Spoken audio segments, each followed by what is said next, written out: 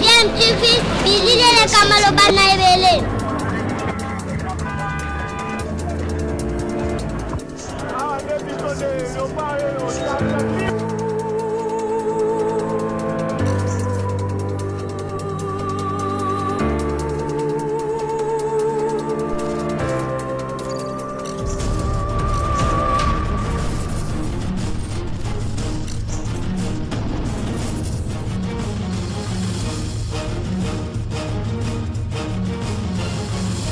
DMTV toujours en avant. Vous êtes sur DMTV, bonjour ou bonsoir, tout dépend de l'heure à laquelle vous nous suivez. Tout plaisir est pour nous de vous retrouver, mais surtout de savoir que vous êtes nombreux en train de suivre votre chaîne YouTube DMTV. DMTV qui vous propose l'actualité, mais vous propose également des analyses et des réflexions sur des sujets d'actualité, sur des faits sociaux ou tout simplement des réalités que nous observons ici chez nous en République démocratique du Congo. Moïse Katumbi et Félix Tshisekedi sont-ils au bord d'une rupture? En tout cas, c'est ce que pensent beaucoup d'observateurs, et surtout au regard de cette interview que le président de Ensemble pour la République a accordée à Jeune Afrique le jeudi 19 août dernier. Moïse Katumbi qui s'est exprimé sur plusieurs questions d'actualité, notamment sur la loi Atiani. Il s'est exprimé aussi sur les enjeux de 2023 avec l'élection présidentielle, notamment sur la possibilité qu'il soit candidat. Moïse Katumbi a parlé en tout cas de beaucoup de choses. Il a parlé également de la justice sous Félix-Antoine Tshisekedi, des propos en tout cas qui ont suscité beaucoup de réactions, surtout des membres de l'Union sacrée de la nation qui estiment que ces propos sont inacceptables. Alors nous allons essayer un tout petit peu de scruter ces propos de Moïse Katumbi. D'abord sur la loi Atiani, Moïse Katumbi qui s'insurge bien évidemment contre cette loi parce que dès le départ, cette proposition de loi, parce que ce n'est pas encore une loi, dès le début, les proches de Moïse Katumbi estimé que c'était une proposition de loi qui visait Moïse Katumbi, compte tenu du fait que ce dernier n'est pas congolais de père et de mère, et tout le monde le sait, et donc ça n'avait qu'un seul but, le but de l'écarter de la course à l'élection présidentielle de 2023. Alors Moïse Katumbi, président du parti politique Ensemble pour la République, qui compte un certain nombre de membres dans le gouvernement Sama Lukonde, gouvernement d'Ide Warrior, menace de quitter la majorité et donc l'Union sacrée si la loi Atiani est ne serait-ce que programmée pour être débattue au niveau du Parlement, au niveau de l'Assemblée nationale. Il a en tout cas fait attendre lors d'une interview qu'il a accordée à Jeune Afrique, je l'ai dit, le jeudi dernier. Alors pour Moïse Katumbi, la proposition de loi Atiani porté par le député national élu de la Funa Ntingi Pouloulou est un texte raciste, ségrégationniste et inconstitutionnel. Je ne peux pas accuser le pouvoir en place, mais je peux accuser une partie de l'Union sacrée parce que ce projet de loi est porté par un député issu de ses rangs. La RDC de 2021 n'a pas besoin d'une loi comme celle qui furent votées en Afrique du Sud dans les années 40. Notre pays ne s'honorerait pas à être le seul au monde à adopter un texte raciste, ségrégationniste et inconstitutionnel, a-t-il dit notamment au cours de cette interview. Et Moïse Katumbi d'affirmer que dans chaque famille en République démocratique du Congo se trouve un parent, cousin et autres qui ne sont pas congolais d'origine. Des Moïse Katumbi, il y en a des millions en RDC. Quelle famille ici n'a pas un parent, cousin, un fils ou une fille, une nièce ou un neveu qui n'est pas congolais d'origine? Nous partageons 9 frontières avec nos voisins, ce qui est un cas unique en Afrique. Chaque année, des milliers de ménages mixtes sont célébrés. Voilà. Le président d'Ensemble pour la République estime par ailleurs que l'adoption de cette loi empêchera aux jeunes Congolais d'accéder aux hautes fonctions dans l'avenir, car elle est raciste, tout simplement. Si une telle loi venait à s'appliquer, cela signifierait que demain, concrètement, des jeunes Congolais ne pourraient pas prétendre aux plus hautes fonctions, bien qu'étant compétents et méritants. Cela porte un nom, le racisme. Moïse Katumbi révèle qu'ils quitteront la majorité si seulement la loi Tchani venait à être programmée afin d'être débattue au Parlement, car selon lui, c'est la ligne rouge. Donc voilà, Moïse Katumbi qui fixe une ligne rouge à ne pas franchir et qui pose des conditions. Moïse Katumbi qui donne même un ultimatum à l'institution Parlement. Donc voilà où nous en sommes. C'est-à-dire que entre Moïse Katumbi et Félix Tshisekedi, très clairement, on peut dire que les deux ne s'entendent plus sur les mêmes longueurs d'onde. Est-ce la raison pour laquelle aussi Moïse Katumbi serait en train peut-être de faire des yeux doux à Kabila, puisqu'il s'est exprimé même sur sa relation avec Joseph Kabila. Après autant d'années, Moïse Katumbi de reconnaître qu'il n'a jamais eu de problème avec Kabila, mais bien plus avec son entourage. Est-ce que ce ne serait pas le cas maintenant avec Félix Antoine Tshisekedi Tshilombo? Alors entre Kabila et moi, il n'y a jamais eu de problème, assure Moïse Katumbi dans la même interview accordée à Jeune Afrique. Le patron du tout-puissant Mazembe indique que c'est plutôt avec l'entourage de Kabila que cela coinçait. Il se passe la même chose au sein de l'Union sacrée. Il y a des gens qui pensent que quand vous êtes proche de quelqu'un, c'est pour prendre un poste. Moi, je ne suis pas un demandeur d'emploi, insiste Moïse Katumbi. Pour lui, ils ne se sont jamais reparlé depuis 6 ans. Donc depuis 2015, l'année où il avait quitté les rangs de l'ancienne coalition au pouvoir, dénonçant au passage les 3 faux pénaltys. On ne s'est jamais parlé depuis que j'ai quitté la majorité en 2015. Mais si un jour le besoin s'en fait sentir, je chercherai son numéro et je l'appellerai.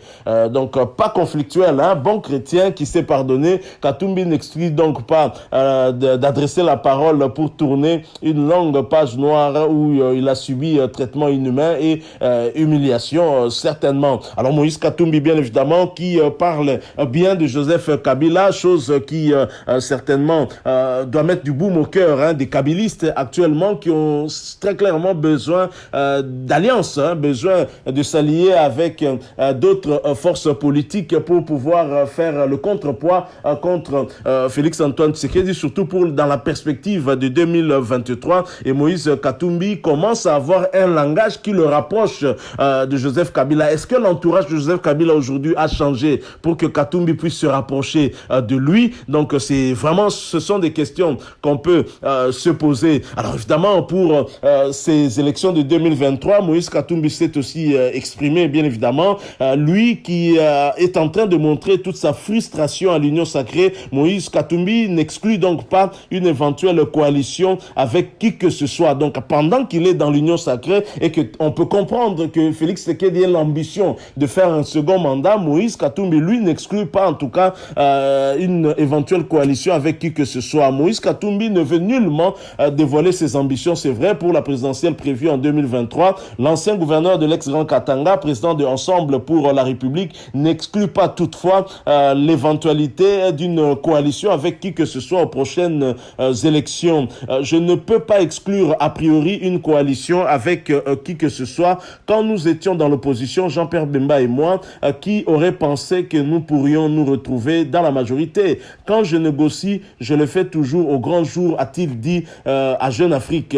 Et quant à une probable alliance avec la plateforme politique de Joseph Kabila, le chairman Moïse Katumbi précise ce qui suit. Entre Kabila et moi, il n'a jamais eu de problème. C'était avec son entourage que cela coinçait. Il se passe la même chose au sein de l'Union sacrée. Donc dans ce jeu de questions et réponses, Moïse Katumbi se dit prêt à quitter l'Union sacrée si la proposition de loi Tchani venait à être débattue. Donc même pas à voter. Donc lui quittera déjà. Donc on sent dans le langage de Moïse Katumbi qu'il est prêt à toute éventualité et cela en tout cas inquiète beaucoup. Alors bien évidemment, ça c'est un genre de discours qui ne peut pas passer dans l'entourage de Félix Tshisekedi où l'on sent que Moïse Katumbi est en train très clairement de mettre la pression sur le président de la République, parce que estimant peut-être que c'est sous son leadership que Noël Tchani a agi, mais cela n'est pas du goût de tous les membres de l'Union sacrée et même des membres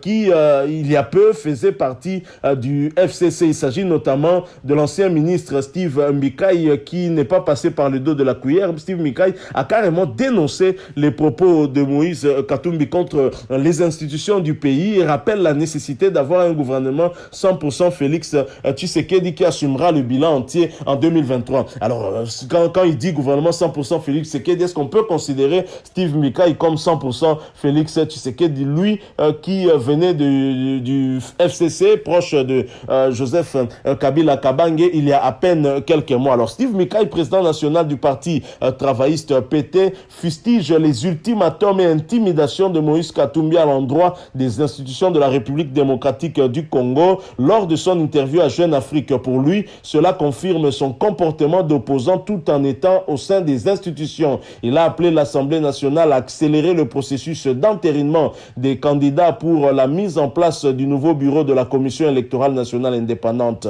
Après analyse, nous avons pensé que son discours est ambigu. Tantôt il parle comme opposant, tantôt comme de la majorité. Nous avons condamné le fait qu'il donne les lignes rouges par rapport à l'Assemblée nationale. Il intimide toute une institution par rapport à la loi sur la nationalité. Ce n'est pas acceptable pour nous. D'un côté encore, il donne une ligne rouge en ce qui concerne la désignation des membres de la Commission électorale nationale indépendante, ce qui est tout à fait un langage de l'opposition. Nous pensons qu'en tant que Front patriotique 2023, il faudrait que l'Assemblée nationale entérine la désignation de Denis Kadima qui a été choisi par la majorité des confessions religieuses pour ne pas tirer en longueur et puis nous rappelons que depuis toujours, depuis Malou Malou à ces jours, on n'a jamais eu l'unanimité sur un candidat à la présidence de la Commission électorale nationale indépendante, mais aussi le président Moïse Katumbi dit que la justice est instrumentalisée, mais par qui?